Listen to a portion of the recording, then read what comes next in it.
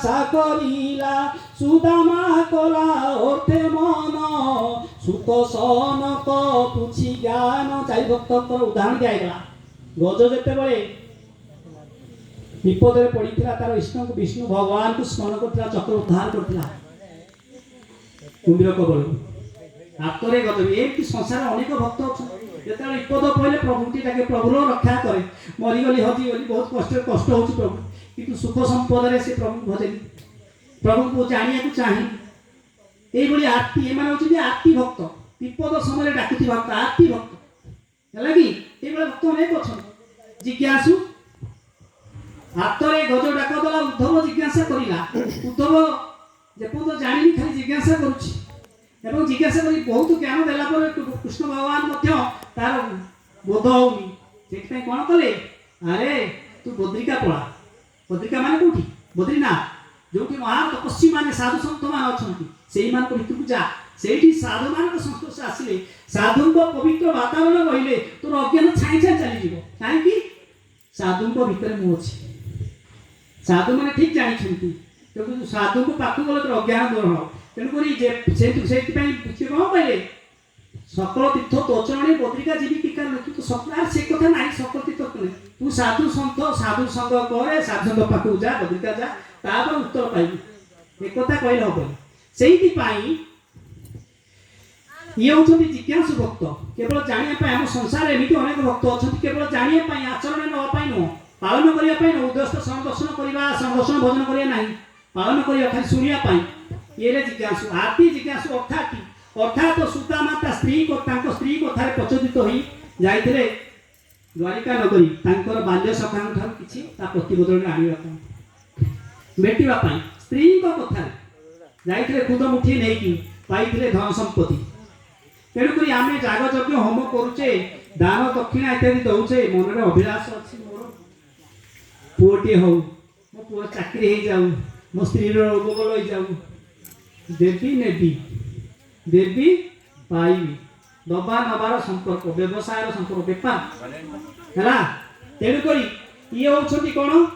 আরতি জিজ্ঞাসু অর্থাৎ ধন সম্পত্তি পাই সমস্তে প্রভু প্রায় মতে তো প্রভু দৌনাহান্তি কাହିଁ ভোজি অনেক ভক্ত এগুলি কৌছেন কিন্তু সেমানে প্রভু ঠার কিছু পাইବାକୁ চাহুଛନ୍ତି। তেণু এই আরতি জিজ্ঞাসু অর্থাৎ জ্ঞানী যে নিষ্কামী অটই জ্ঞানী যে নিষ্কামী অটই আউ গোটে শ্রেষ্ঠ ভক্ত হলে কিଏ না জ্ঞানী ସବୁଠାରୁ ଶ୍ରେଷ୍ଠ ଅଲଗା ଯେଉଁମାନେ এই জন্ম মৃত্যু চক্রରୁ ଉଦ୍ଧାର ପାଇବା ପାଇଁ ଚେଷ୍ଟା କରନ୍ତି ଯେଉଁମାନେ ଜାଣିଛନ୍ତି ଇଏ ହେଉଛି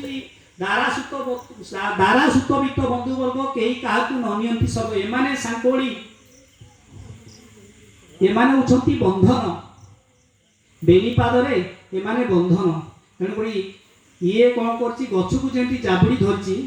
ଗୋଟେ ଲୋକଟା କହୁଛି ଗଛ ମୋତେ ଛାଡ଼ିବ ମୁଁ ସେଇଥିପାଇଁ କହୁଛନ୍ତି ଆପେ ସୁଖେ ମାୟା ଜାଲେ ବାନ୍ଧି ହୋଇଲା ନିଜକୁ ନିଜେ ବାନ୍ଧି ହେଇଛି ଆପେ ସୁଖେ বুঝলে কি। তেণুকরি চারি প্রকার চতুর্বিধা ভজন্তে মাম জনাঃ সুকুতি ন অর্জুন আতো জিজ্ঞাসু ধরতি জ্ঞানী চ ভরতসু তেসম জ্ঞানী নিত্যযুক্ত এক ভক্তি বিশিষ্টতে কিন্তু সেইମାନଙ୍କ ভিতরে জ্ঞানী হচ্ছন্তি এক ভক্তি বিশিষ্টতে এক ভাବରେ সেটা সর্বদা থাନ୍ତି এক প্রভুଙ୍କୁ ভজি থাନ୍ତି প্রভু প্রকৃତରେ এক দ্বিতীয় নহନ୍ତି সদামু এক ভাবে ঠাই। তেণুকরি ଯେଉଁମାନେ ଦେବାଦେବୀ ଉପାସନା କରୁଛନ୍ତି ସେମାନେ କ'ଣ କରୁଛନ୍ତି ଯେଉଁମାନେ ଦେବାଦେବୀ ଇତ୍ୟାଦି ଉପାସନା କରୁଛନ୍ତି ପୁତ୍ର କାମନା ଇତ୍ୟାଦି ବଶୀଭୂତ ହେଇ ସେମାନେ ଦେବାଦେବୀ ଉପାସନା କରୁଛନ୍ତି ଦେଲେ ପାଇବି ନେଲେ ପାଇବି ଇତ୍ୟାଦି ଯେଉଁ ଦେବା ନେବାର ସମ୍ପର୍କ ଭିତରେ ସେମାନଙ୍କ କାମନା କଳ୍ପନା ପଶୁଛି କିନ୍ତୁ ଯେଉଁଠି କାମନା ଅଛି ସେଠି ମୁକ୍ତି ନାହିଁ ସେଠି ଭୋଗ ସମ୍ପଦ ଇତ୍ୟାଦି ସିନା ରହିଛି ଉତ୍ଥାନ ପତନ ସିନା ରହିଛି କିନ୍ତୁ ମୁକ୍ତି ନାହିଁ। ତେଣୁକରି ଭଗବାନ କ'ଣ କହୁଛନ୍ତି ଅତି ସୁନ୍ଦର ଭାବରେ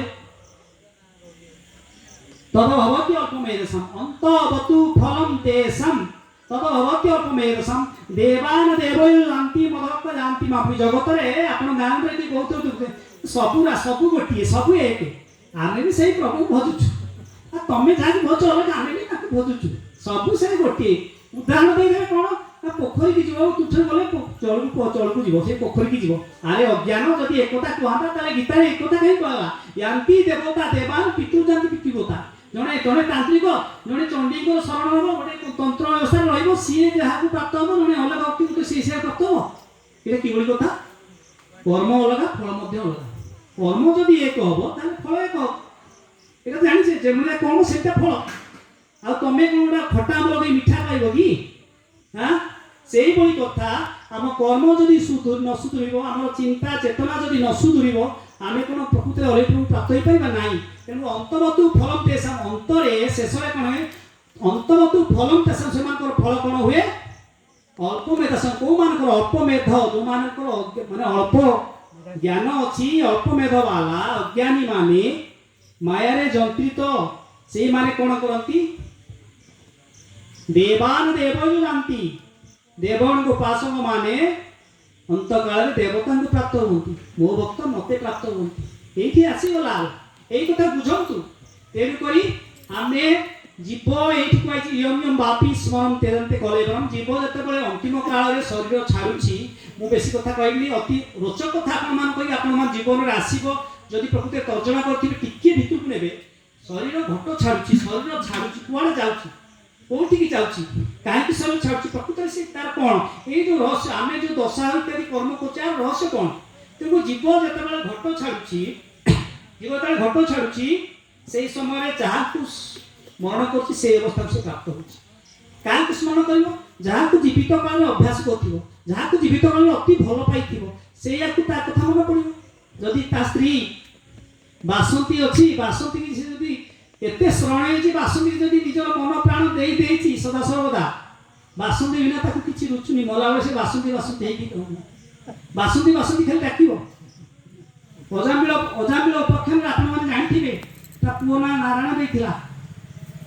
ଯେତେବେଳେ ମଲା ସମୟରେ ମୃତ୍ୟୁ ସମୟରେ ସେ ନାରାୟଣ ଡାକିଛି ବିଷ୍ଣୁ ତୁମମାନେ ଆସିଛନ୍ତି ଆଉ ଆସିନାହାନ୍ତି ତେଣୁ ଯାହାକୁ ସ୍ମରଣ କରିବ ସେଇ ଅବସ୍ଥାକୁ ସେ ପ୍ରାପ୍ତ হব কোন অবস্থা প্রাপ্ত হব যাহাকে জীবিত কালের অবস্থা করতিবে তেণুকরি শয়নে স্বপনে স্থিতি বাসস্থানে যে পাউছি গুরু ধর্ম শয়নে স্বপনে বিময় অতি সুন্দর ভাবে কହୁଛନ୍ତି চিন্তামণিরে শয়নে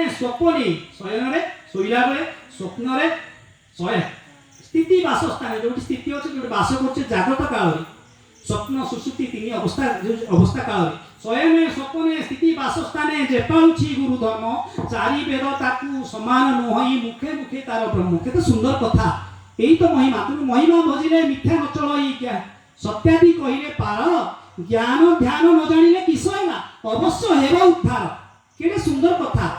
তেণু করি মহিমা ধর্মরে অতি সুন্দর ভাবে এই কথা কুয়া যাইছি ভীম ভাই অতি সুন্দর ভাবে কইছন্তি চিন স্বদেহ